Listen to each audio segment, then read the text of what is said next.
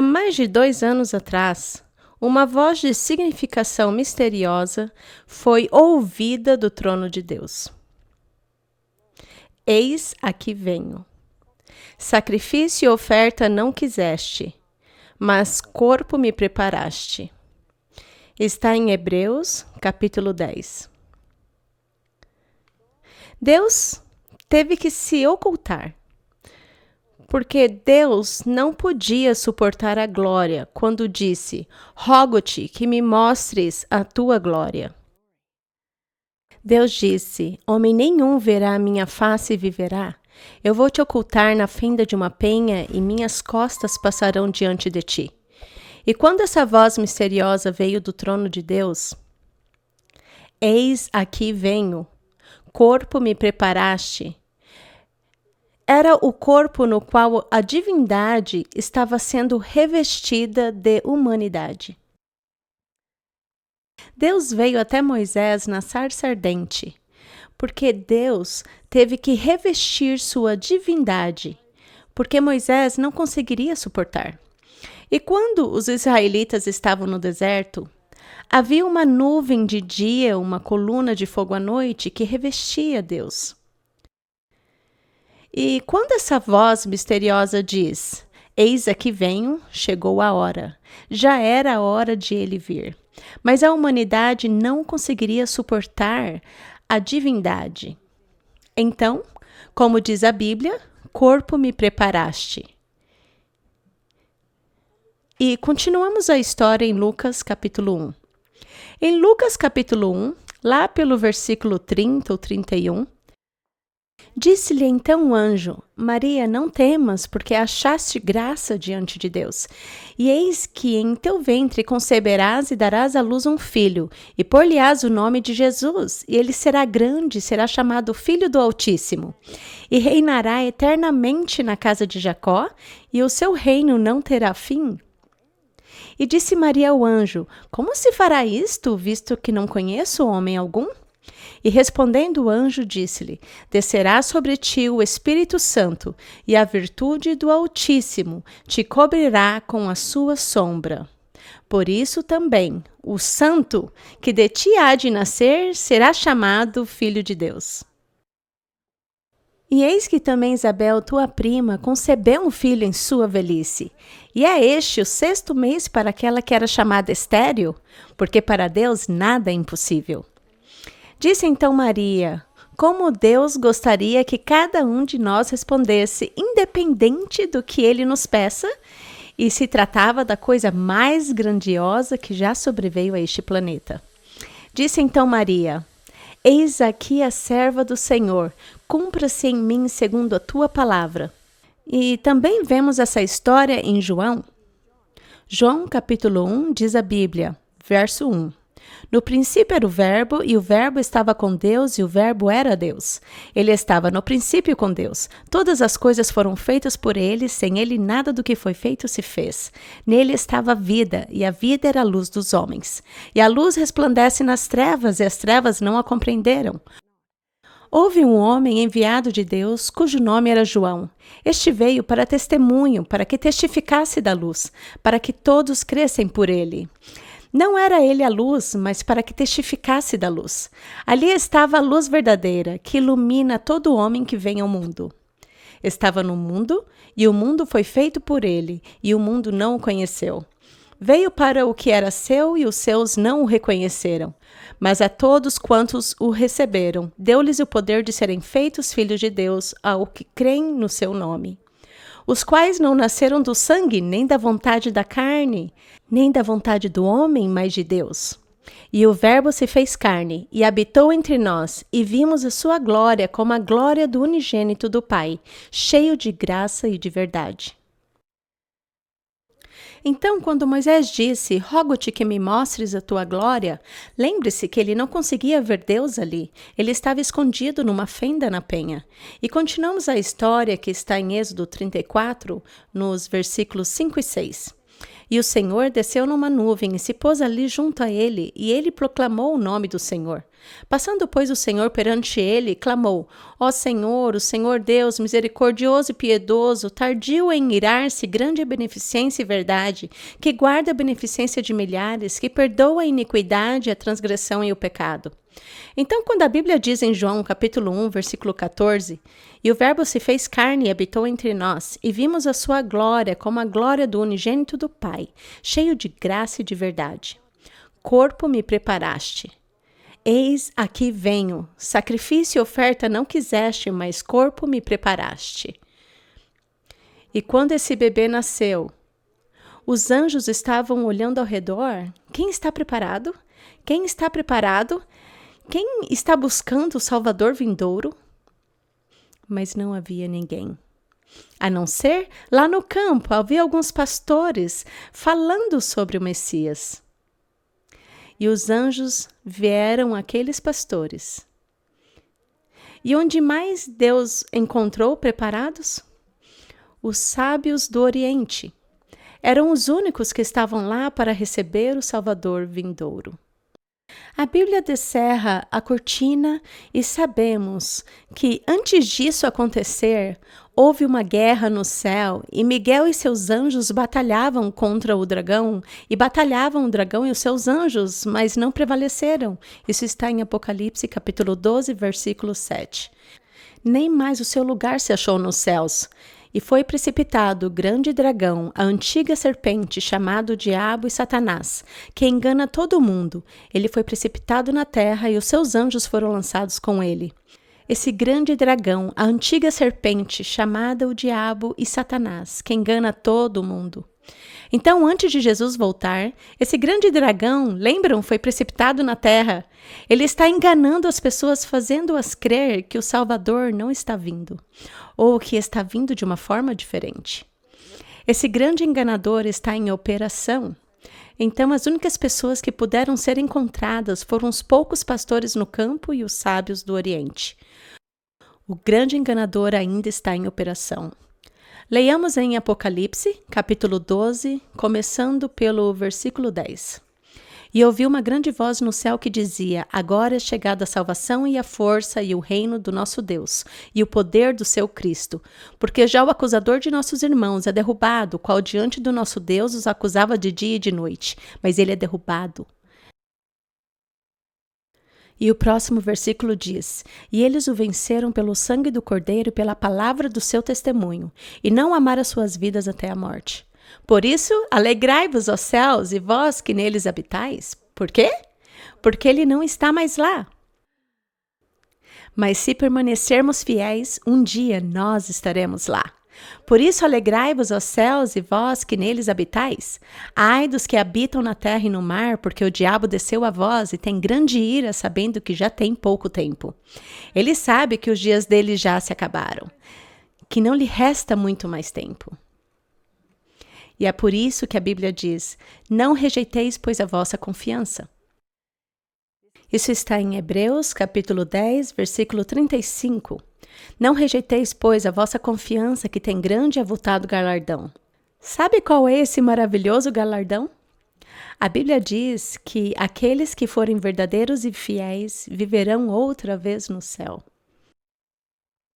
Não rejeitei, pois, a vossa confiança, que tem grande e avultado galardão, porque necessitais de paciência.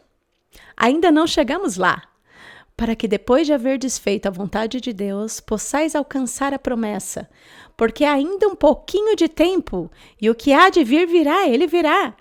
O diabo sabe disso, ele sabe que pouco tempo lhe resta, ele sabe.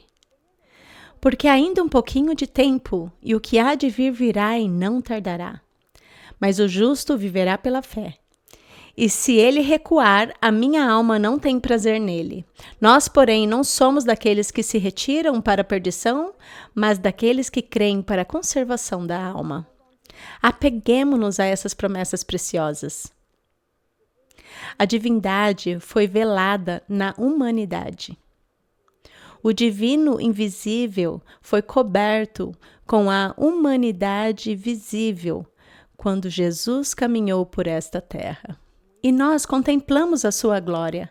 Podemos contemplar a sua glória hoje em dia ao lermos os evangelhos. Não é de admirar que Jó 22, começando no versículo 21, diz: apega-te, pois, a ele e tem paz, e assim te sobrevirá o bem. Aceita, peço-te, a lei da sua boca e põe as suas palavras no teu coração. Se te voltares ao Todo-Poderoso, serás edificado. Se afastares a iniquidade da tua tenda e deitares o teu tesouro no pó e o ouro de Ofir nas pedras dos ribeiros, então o Todo-Poderoso será o teu tesouro, a tua prata acumulada. Que promessas preciosas as nossas! Apega-te, pois, a ele e tem paz. Muitos versículos tristes, mas muitos outros versículos maravilhosos em João capítulo 1. No princípio era o Verbo, e o Verbo estava com Deus, e o Verbo era Deus. Ele estava no princípio com Deus. Todas as coisas foram feitas por ele, sem ele nada do que foi feito se fez. Nele estava a vida, ele tem vida nele. Nele estava a vida, e a vida era a luz dos homens. Agora vem o versículo triste. E a luz resplandece nas trevas, e as trevas não a compreenderam. Como assim que a luz resplandece nas trevas e não é compreendida? Como isso pode ser? Grande engano, enorme engano. Estava no mundo e o mundo foi feito por ele, e o mundo não o conheceu. Já leram no Desejado de Todas as Nações, quando ele foi crucificado? Vieram as trevas, os trovões, os relâmpagos e as pedras rolaram.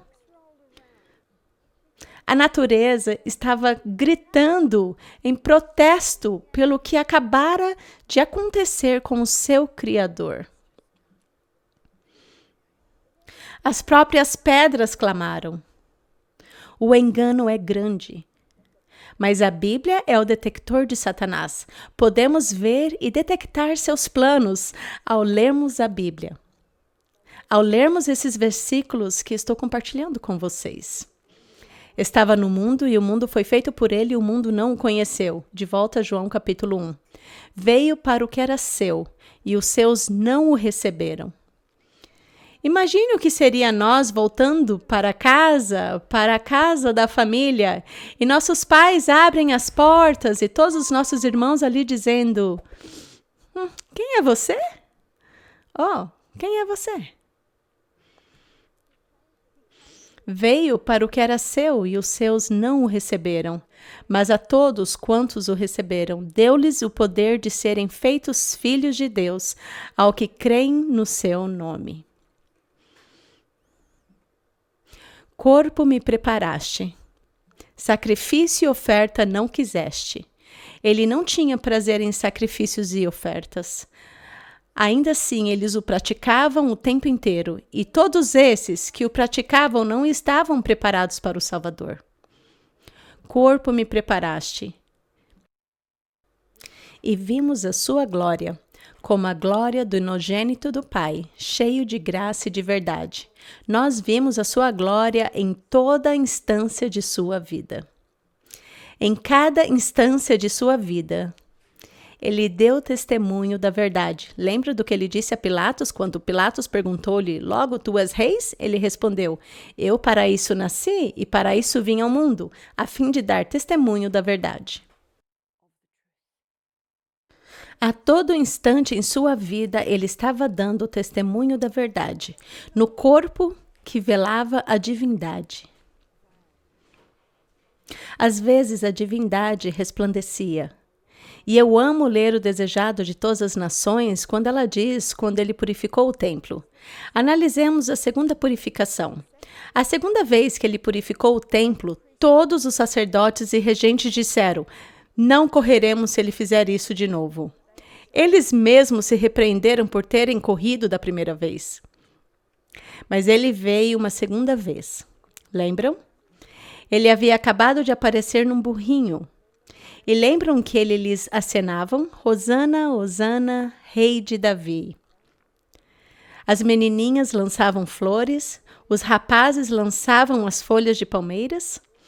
Sempre que meu netinho vê nas árvores as folhas de palmeira, ele quer balançá-las dizendo: Hosana, Hosana. Ele anda por aí dizendo Hosana. Ele conhece a história. Não foi muito tempo depois disso que ele chegou ao templo. E não parecia como a casa de Deus. Os mercadores estavam ali. Ele se levantou e disse: tire essas coisas daqui. Ellen White diz que a divindade irradiou através da humanidade. Houve um flash de divindade através da humanidade. E eles ficaram aterrorizados e correram sem nem se preocupar em pegar o dinheiro deles. E aqueles escribas e fariseus, aqueles homens arrogantes que diziam que jamais fariam isso, correram. Correram da face do homem, cuja face radiava a divindade através da humanidade. Houve um grupo de pessoas que não correu. As crianças não correram. Sabe, esse esplendor, a Bíblia diz que os ímpios serão aniquilados pelo esplendor de sua vinda. Se vê na vida que não consegue suportar essa divindade. Vejamos Hebreus capítulo 4. Em Hebreus capítulo 4, versículo 12, temos outro vislumbre disso. Capítulo 4, versículo 12. Porque a palavra de Deus é viva e eficaz, e mais penetrante do que espada alguma de 2 gumes, e penetra até a divisão da alma e do espírito, e das juntas e medulas, e é apta para discernir os pensamentos e intenções do coração. A palavra se fez carne e habitou entre eles. E essa divindade radiou discernindo os pensamentos e intenções de cada coração. Eles não conseguiam suportar estar ali. E a Bíblia diz no versículo 13, e não há criatura alguma encoberta diante dele, antes todas as coisas estão nuas e patentes aos olhos daquele com quem temos de tratar. Talvez você consiga se esconder ou se ocultar de outros, mas jamais de Deus. Ele vê todas as coisas. Vê as minúcias de sua vida. Lembram do diálogo que ele teve com os judeus que acreditavam nele? Está em João 8. Em João 8, começando pelo versículo 31, Jesus dizia, pois, aos judeus que criam nele: se vós permanecerdes na minha palavra, verdadeiramente sereis meus discípulos, essa palavra, e conhecereis a verdade por essa palavra, e a verdade vos libertará por essa palavra. E o orgulho lhe subiu à cabeça. Somos descendentes de Abraão e nunca servimos a ninguém? Como dizes tu, sereis livres? E Jesus corta. Sabe, ele discerne tudo. Ele diz: todo aquele que comete pecado é servo do pecado.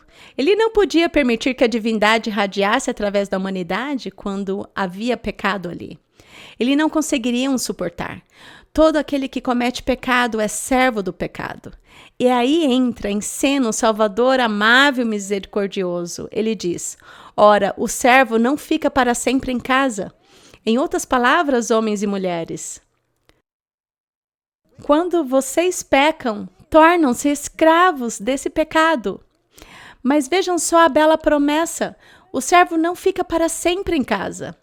Você pode tomar uma decisão agora mesmo de se afastar disso.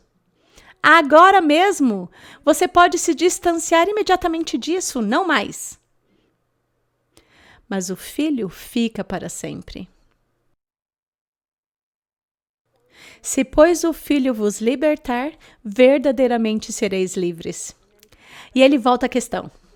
Bem, sei que sois descendentes de Abraão. É claro que ele sabia que eram descendentes de Abraão. Ele conhecia cada fibra de seus corações, de seus pensamentos. Ele disse: bem seis que sois descendentes de Abraão. Contudo, procurais matar-me. Deixou tudo às claras. Não há criatura alguma encoberta diante dele. Antes, todas as coisas estão nuas e patentes aos olhos daquele com quem temos de tratar. Contudo, procurais matar-me, disse ele. Eu falo do que vi junto de meu pai, e vós fazeis o que também viste junto de vosso pai. E mais adiante ele define esse pai no versículo 44. Vós tendes por pai ao diabo e quereis satisfazer os desejos de vosso pai. Ele foi homicida desde o princípio e não se firmou na verdade, porque não há verdade nele. Quando ele profere mentira, fala do que lhe é próprio, porque é mentiroso e pai da mentira. Ele fala às claras como deve ser. mas sempre vem com misericórdia. Sempre com misericórdia. Ele deu a cada um de nós o direito de escolher. E se escolhermos errado, ele dirá: estou lhe ouvindo e lamento, mas é seu direito dado por Deus escolher assim. Essa escolha nunca deveria nos ser tirada e é nosso direito dado por Deus. Notem que em Apocalipse 3:20 ele diz: eis que estou à porta e bato. Se alguém ouvir a minha voz e abrir a porta, entrarei em sua casa. Deus é um cavalheiro, ele jamais forçará a entrada. Ele nos dá escolhas. Ele diz: você gostaria disso? Familiarize-se comigo. Filho meu, dá-me o teu coração. Ele está nos pedindo que lhe entreguemos o nosso coração. Ele diz: então entrarei. A divindade estava revestida da humanidade no corpo que Deus preparou para Cristo. A ilustração que acabamos de ler, quando o anjo falava com Maria, que seu corpo carregaria o Salvador divino, quando o bebê nasceu, temos aqui a divindade revestida de humanidade. Já pensaram na distância? A distância entre o Rei dos Reis e o Senhor dos Senhores, o grande Deus do céu e o pequeno bebê? Não consigo sequer imaginar essa distância. E Isaías 8, onde a Bíblia diz: porque um menino nos nasceu, um filho se nos deu, e o principado está sobre os seus ombros, e se chamará o seu nome, Maravilhoso Conselheiro, Deus Forte, Pai da Eternidade, na forma de um bebê. Incrível! Porque assim como os céus são mais altos do que a terra, assim são os meus caminhos mais altos do que os vossos caminhos. Corpo me preparaste. Analisamos a sarça ardente. Analisamos a nuvem de dia e a coluna de fogo à noite. Analisamos o corpo que me preparaste. Mas também analisamos o tabernáculo feito no deserto e a glória de Deus estava ali. E lembram em Êxodo 25:8? E Deus falou a Moisés: e me farão um santuário e habitarei no meio deles. Esse era o desejo dele, habitar no meio de seu povo. Assim Cristo armou seu tabernáculo entre os homens.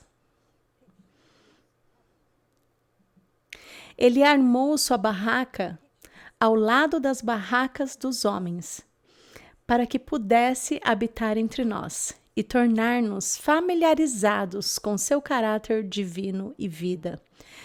Vemos bem essa bela ilustração com o desejado de todas as nações, página 12.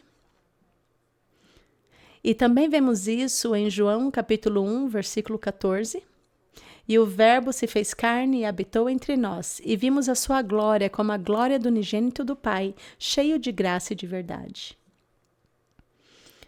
Gostaria de analisar agora outro corpo. Outro corpo que Deus projetou para abrigar sua glória. E vemos isso em Ezequiel 36, versículo 26, onde Deus diz: tirarei da vossa carne o coração de pedra e vos darei um coração de carne. E porei dentro de vós o meu espírito, e farei que andeis nos meus estatutos e guardeis os meus juízos e os observeis. Ele está tirando o coração de pedra e nos dando o coração de carne. E também vemos em 2 Coríntios, capítulo 3, versículos 2 e 3. Vós sois a nossa carta, escrita em nossos corações, conhecida e lida por todos os homens, porque já é manifesto que vós sois a carta de Cristo, e escrita, não com tinta, mas com o Espírito do Deus vivo, não em tábuas de pedra, mas nas tábuas de carne do coração. A divindade quer habitar em nossa humanidade. Também vemos o que Romanos, capítulo 12, 1 e 2.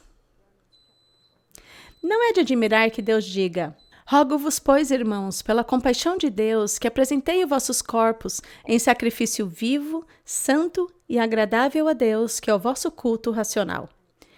E não sede conformados com este mundo, mas sede transformados. Acabamos de ver a transformação.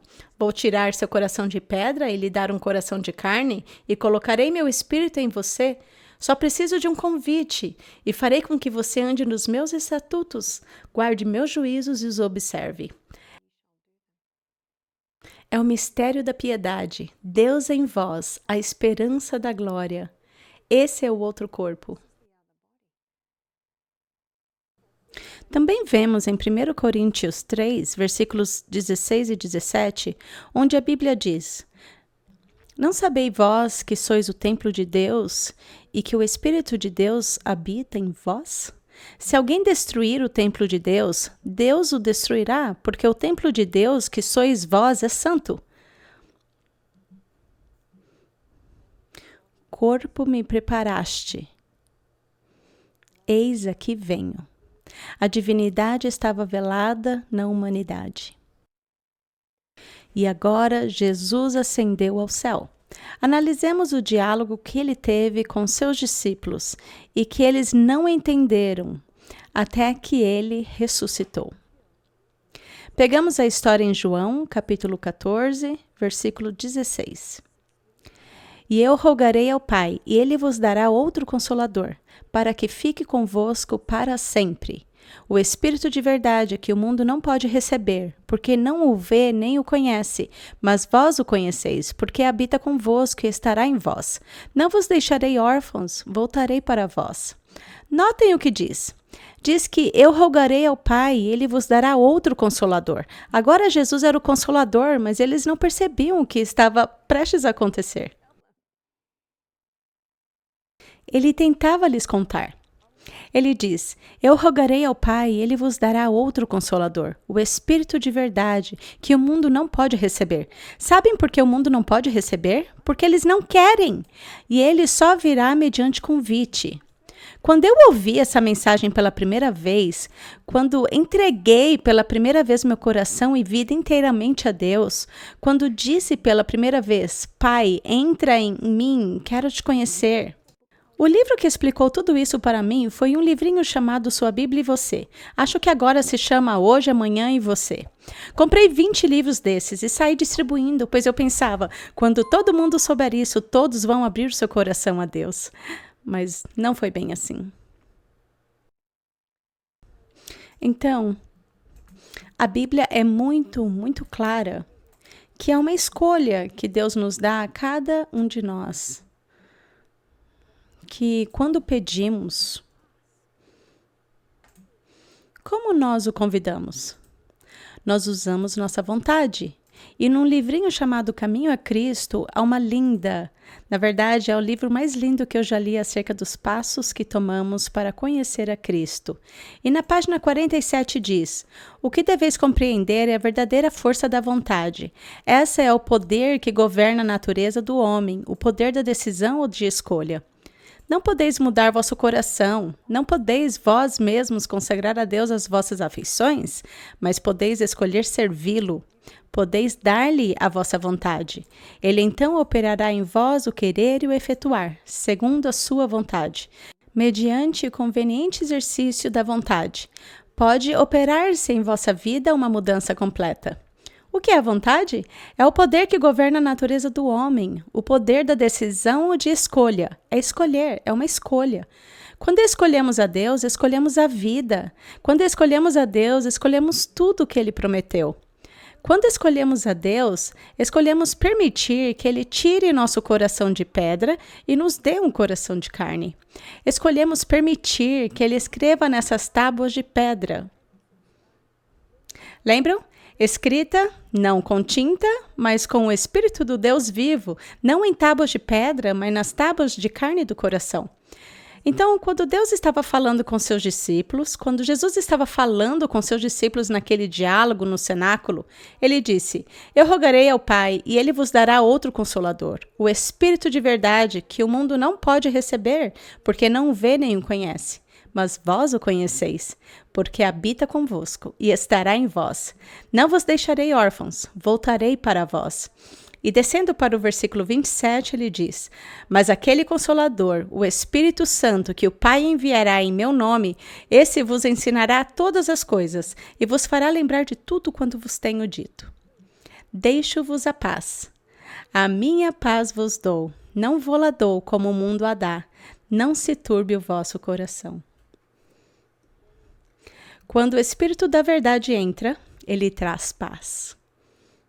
É por isso que Jesus disse: não se turbe o vosso coração. Eles sabiam o que viria pela frente, eles não tinham ideia nenhuma do que viria pela frente. Ele estava tentando prepará-los. Então, mais adiante, no capítulo 16 de João, saímos do capítulo 14 para o 16 de João.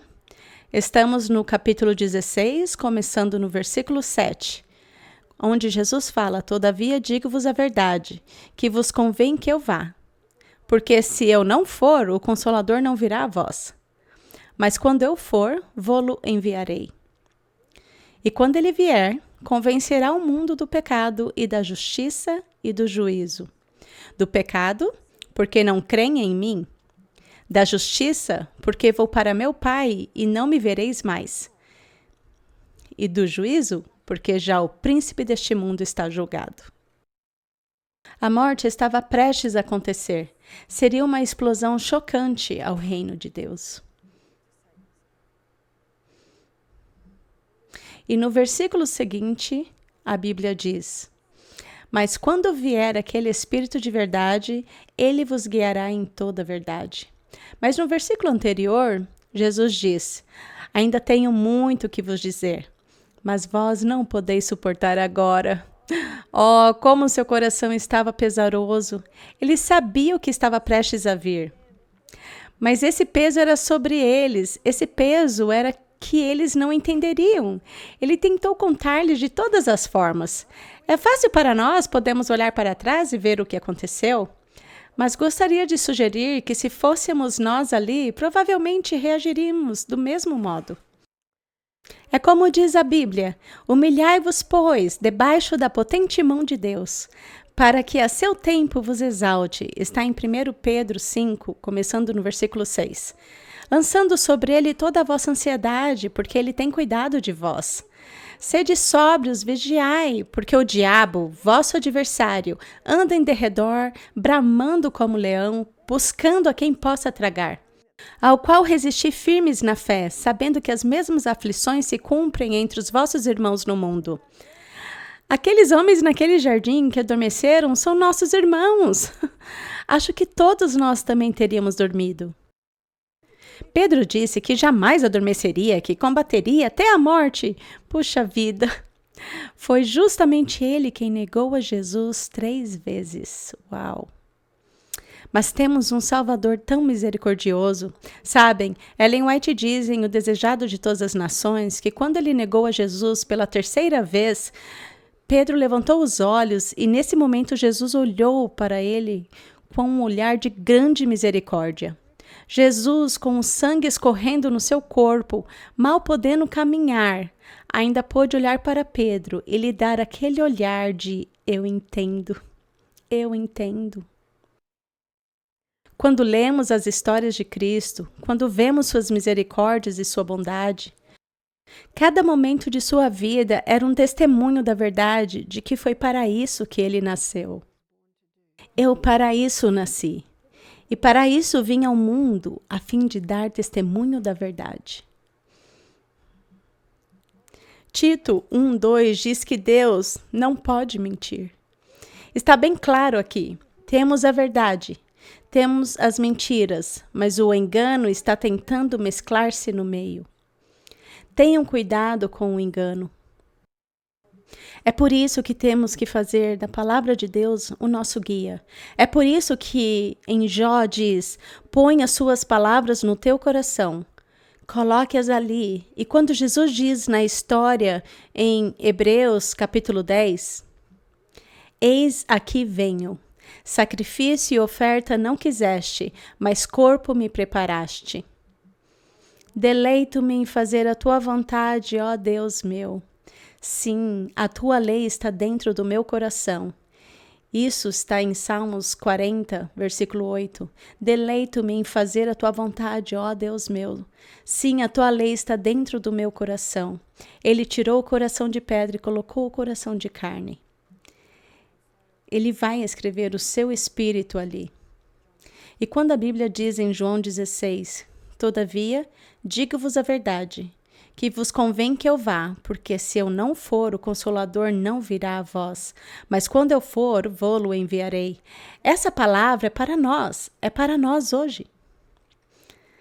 Mais adiante, onde diz, mas quando vier aquele Espírito de verdade, ele vos guiará em toda a verdade, porque não falará de si mesmo, mas dirá tudo o que tiver ouvido e vos anunciará o que há de vir.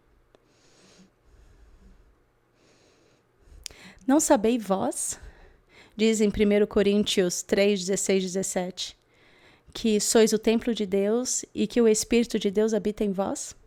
Se alguém destruir o templo de Deus, Deus o destruirá, porque o templo de Deus, que sois vós, é santo.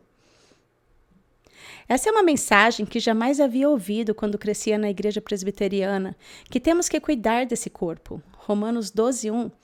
Rogo-vos, pois, irmãos, pela compaixão de Deus, que apresenteis os vossos corpos em sacrifício vivo, santo e agradável a Deus, que é o vosso culto racional.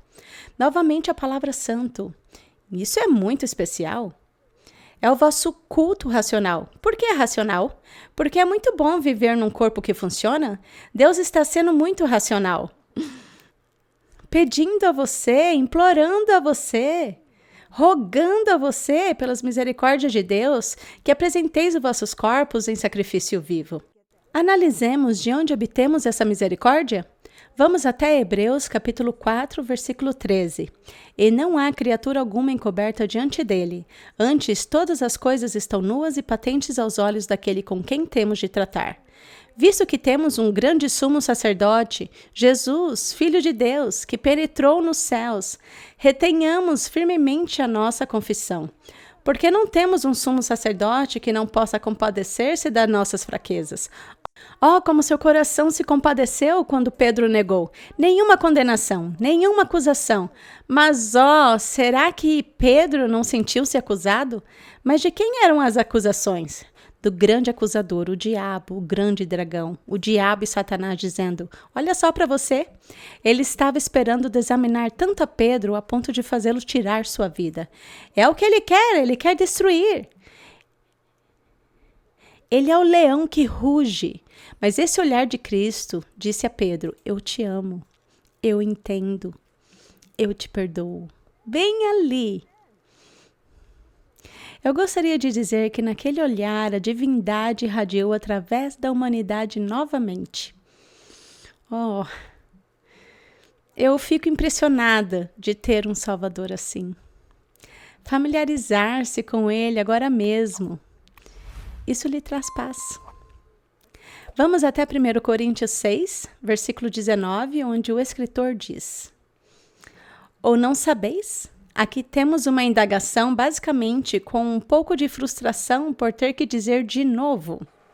Em outras palavras, eles não estão entendendo. Ou não sabeis que o vosso corpo é o templo do Espírito Santo, que habita em vós, proveniente de Deus, e que não sois de vós mesmos? Porque fostes comprados por um preço. E 1 Pedro 1, 18 e 19 diz esse preço.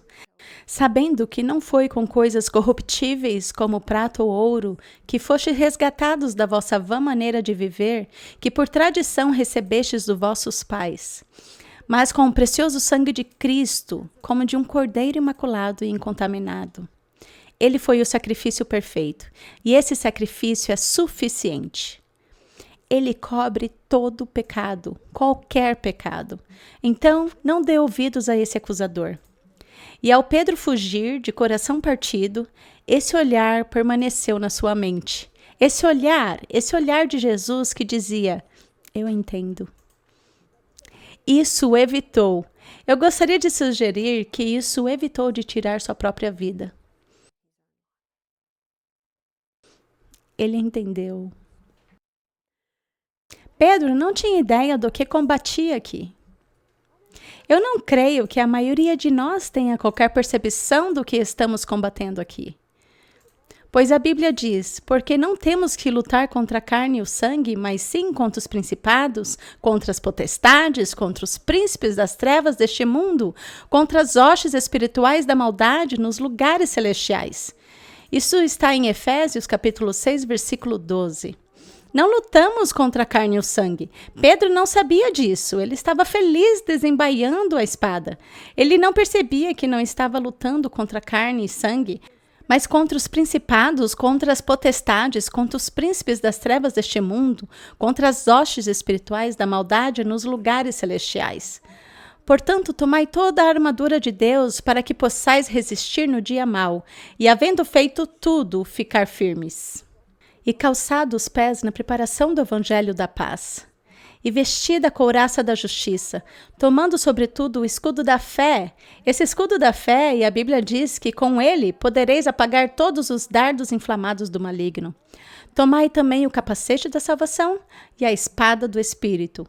Mantenham sua espada afiada, que é a palavra de Deus, porque a palavra de Deus é viva e eficaz, e mais penetrante do que espada alguma de 2 gumes, e penetra até a divisão da alma e do espírito, e das juntas e medulas, e é apta para discernir os pensamentos e intenções do coração.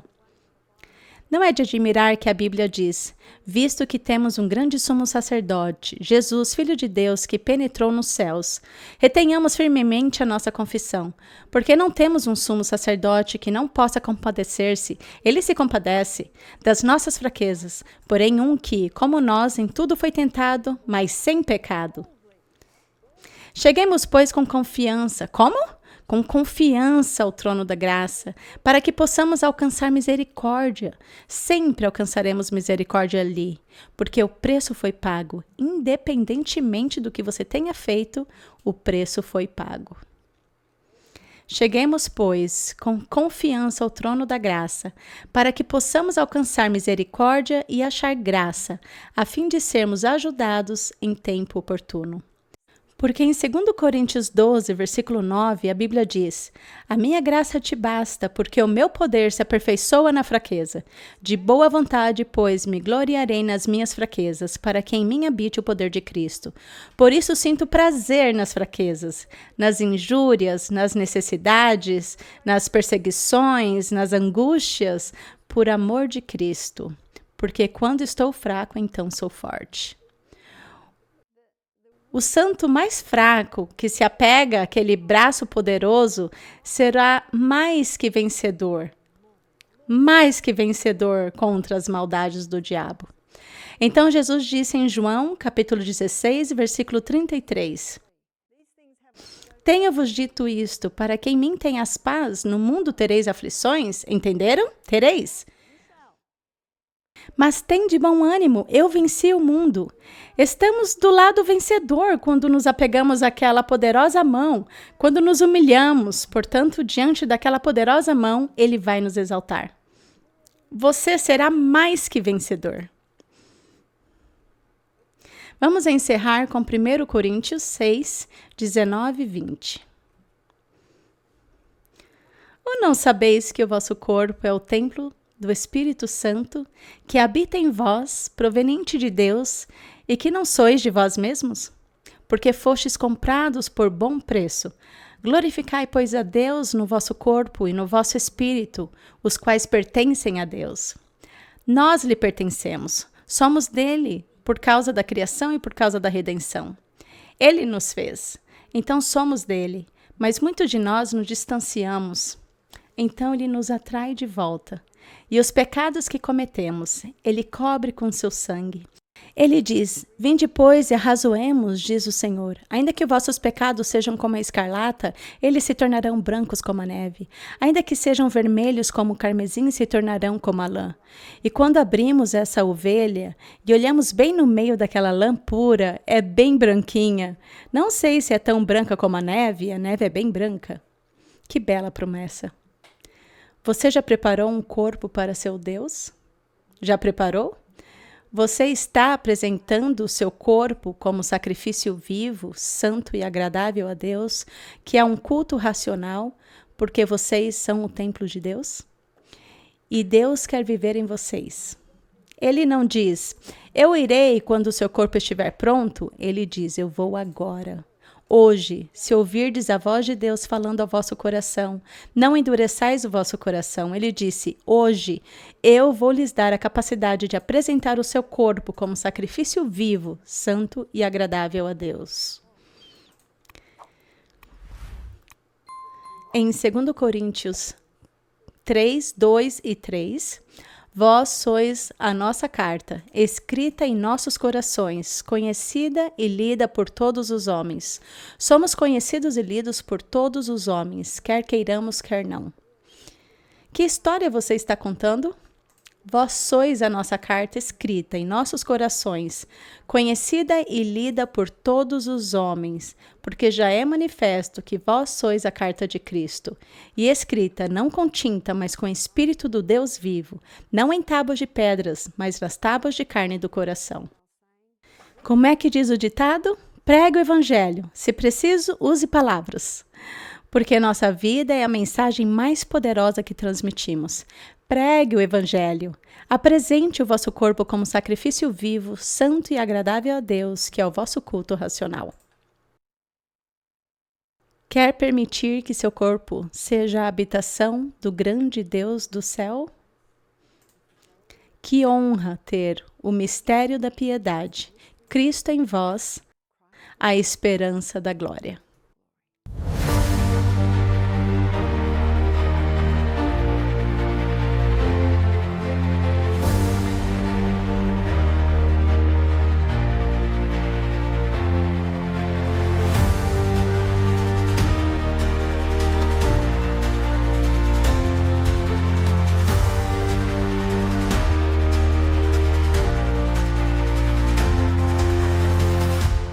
Então pense assim, tudo que já falamos, tudo que já tocamos, tudo que já fizemos, tudo foi gravado. Então a pergunta aqui é, quanta porcaria temos gravado?